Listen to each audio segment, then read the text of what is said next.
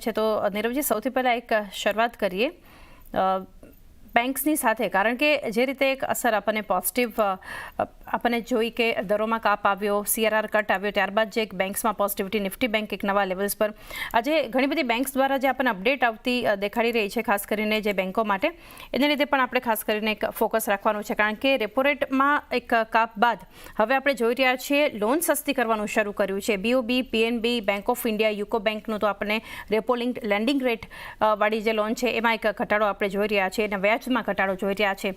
કઈ રીતે overall banks માટે તમે લોંગ ટર્મ માટેનો એક વ્યૂ રાખી રહ્યા છો અને કોઈ બેન્કિંગ કાઉન્ટર્સ અત્યારે તમે ફોકસમાં રોકાણ માટે જણાવી રહ્યા છો? વેલ યસ, જેમ તમે પોઈન્ટ આઉટ કર્યું તો બેંક્સ બેનિફિશિયરી થશે, બટ આઈ થિંક પહેલું બેનિફિશિયરી જે આખી ટ્રાન્સમિશન પાઇપલાઇન છે એમાં the biggest beneficiary and the first beneficiary is going to be NBFCs. એનો એક રીઝન હોય છે કે NBFCs જે હોય છે એ લોકો એમના ફંડ્સ જે હોય છે એ they borrow from the banks. એટલે આઈ થિંક બેન્કિંગ સિસ્ટમમાં ઓફકોર્સ ઘણી બધી બેંક્સે immediately interest rate cuts announce કર્યા છે, but at the same time we have to understand કે એક ડિપોઝિટ્સ જે મોબિલાઇઝ થયેલા છે, જે ડિપોઝિટ્સ છે આઉટસ્ટેન્ડિંગ છે at this point of time, એમાં the interest rate is on the higher side. એટલે તમને જ્યાં સુધી એ બધી ડિપોઝિટની મેચ્યોરિટી નથી થઈ જતી અને જ્યારે એ રોલ ઓવર થશે ત્યારે that roll over will happen at a lower rate. એટલે ત્યાર સુધી એક હાઈ કોસ્ટ ઓફ ફંડ રહેવાનું જ છે. એટ ધ સેમ ટાઈમ જ્યારે બેંક્સ હમણાં immediately they are passing on the benefit of lower interest rate to the and user. એટલે એક મિસમેચ થવાના ચાન્સીસ છે at least in the near term. એટલે એનું ઇમ્પેક્ટ જે છે એ NIM પર ઇન ધ નિયર ટર્મ આવશે. નેટ ઇન્ટરેસ્ટ માર્જિન્સ જે છે ઇન ધ નિયર ટર્મ થોડા ઇમ્પેક્ટ થશે એવી પોસિબિલિટી છે.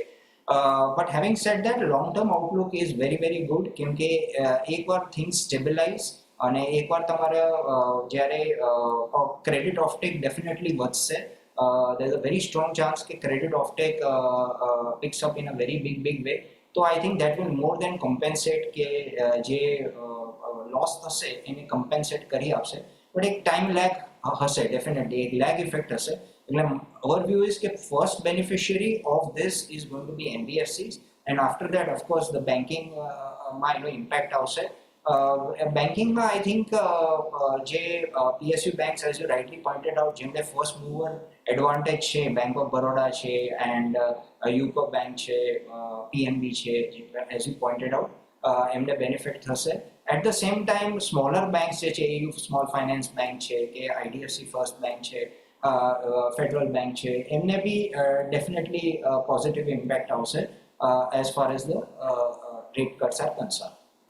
તો નીરવજી, NBFCs જે રીતે તમે જણાવ્યું કે એ સૌથી વધારે અહીંયાથી બેનિફિશિયરીઝ હોઈ શકે, તો જે રીતે આપણે શુક્રવારે જોયું શ્રીરામ ફિનાન્સ જુઓ, બજાજ ટ્વિન્સ, બધા નિફ્ટીના ટોપ ગેઇનિંગ કાઉન્ટર્સ આપણને રહેતા દેખાયા હતા. વોલ્યુમ બેઝડ બાઇંગ જે છે અનાઉન્સમેન્ટ બાદ આપણને જોવા મળ્યું. આ સિવાય પણ જોઈએ તો Muthoot finance, M&M financial, L&T finance, Chola investment જેવી કંપનીઓ, બધી જ NBFCમાં એક જબરદસ્ત આપણને એક મજબૂતી જોવા મળી. તો NBFCsમાંથી કોઈ કંપની સ્પેસિફિક એક લોંગ ટર્મ જે રીતે બેંક્સ માટે તમે સલાહ આપી?